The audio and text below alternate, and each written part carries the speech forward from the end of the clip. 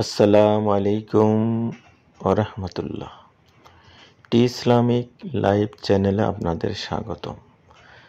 আজ আমরা একটি গুরুত্বপূর্ণ বিষয় নিয়ে আলোচনা করব, সেটি হচ্ছে ঝড় তুফানে পঠিত দোয়া বা প্রার্থনা।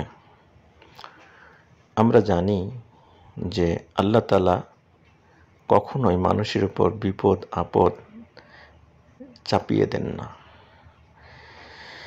তিনি মানুষকে ভালোবেসে সৃষ্টি করেছেন, তিনি মানুষকে ভালোবাসেন। সারা পৃথিবীতে সব কিছুর চেয়ে তিনি সকল মানুষকে ভালোবাসেন। কিন্তু মানুষের কৃতকর্মের কারণে, মানুষের পাপাচারের কারণে মানুষের উপর বিপদ আপদ নেমে আসে।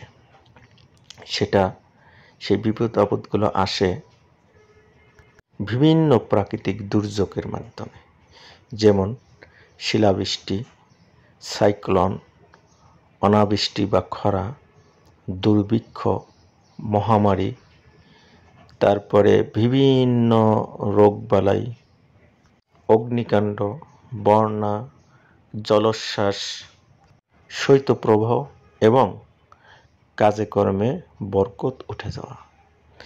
এইভাবে মানুষের উপর বিপদ নেমে আসে। এখন এ সকল বিপদ আপদ আল্লাহ তাআলা মানুষের উপর কখনোই চাপিয়ে দেন না। কেন? আল্লাহ তো জুলুম করতে পারে না।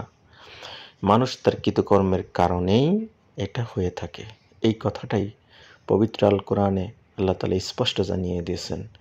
পবিত্র আল কোরআনে ইরশাদ হচ্ছে, তোমাদের উপর যেসব বিপদ আপদ পতিত হয় তা তোমাদেরই কৃতকর্মের ফল।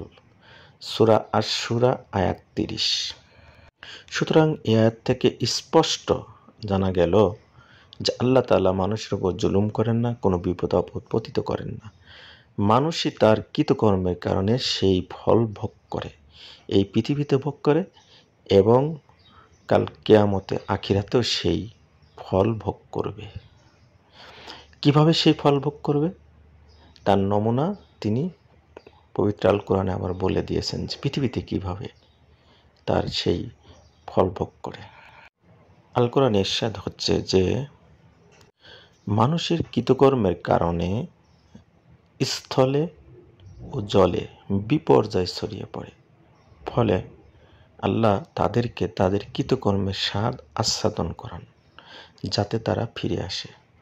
সূরা রুম 41 নম্বর আয়াত। তাহলে কৃতকর্ম কিভাবে মানুষের উপর ফিরে আসে?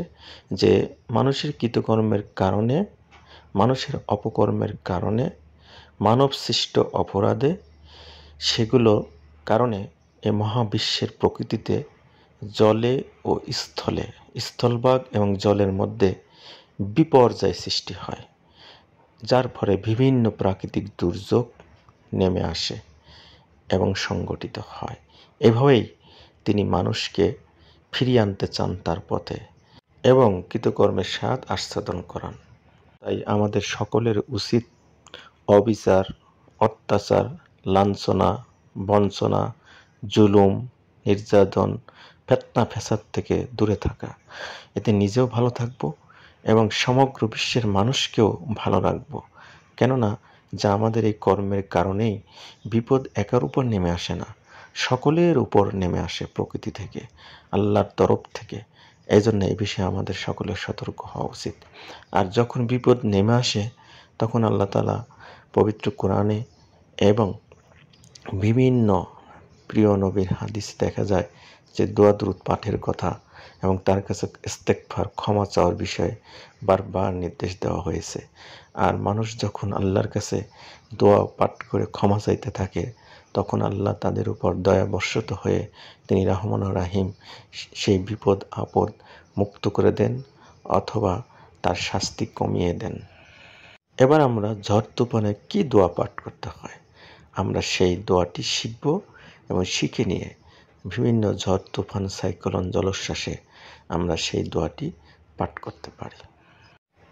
ঝড় তুফানের সময় পঠিত দোয়াটি হচ্ছে যে আল্লাহুম্মা হা ওয়া আলাইনা ওয়া লা আলাইনা, আল্লাহুম্মা হা ওয়া আলাইনা ওয়া লা আলাইনা, অর্থাৎ হে আল্লাহ আমাদের থেকে ফিরিয়ে নাও, আমাদের উপর দিয়ে তুমি এটা দিও না।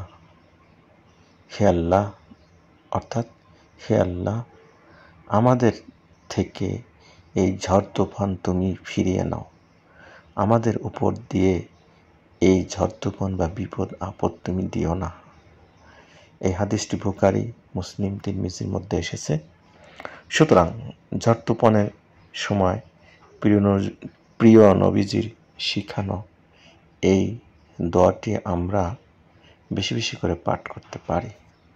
প্রসঙ্গত যে ঝড় তুফানের সময় আজান দেওয়াও সুন্নত। এছাড়া এই দোয়া ছাড়াও আরও অনেক দোয়া দুরূদ রয়েছে বিপদ আপদ এই ঝড় তুফানে পড়া যায়, যা আপনাদের জানা মতে পাঠ করতে পারেন। আল্লাহ তাআলা আমাদের সত্য জানা, সত্য মানা ও সত্য আমল করার তৌফিক দিক। আমাদের এই আজকের ভিডিওটি যদি আপনাদের ভালো লাগে তাহলে আমাদের চ্যানেলের সাথেই থাকুন এবং আমাদের চ্যানেলটি সাবস্ক্রাইব করুন। সকলকে অসংখ্য ধন্যবাদ। আসসালামু আলাইকুম। আল্লাহ হাফেজ।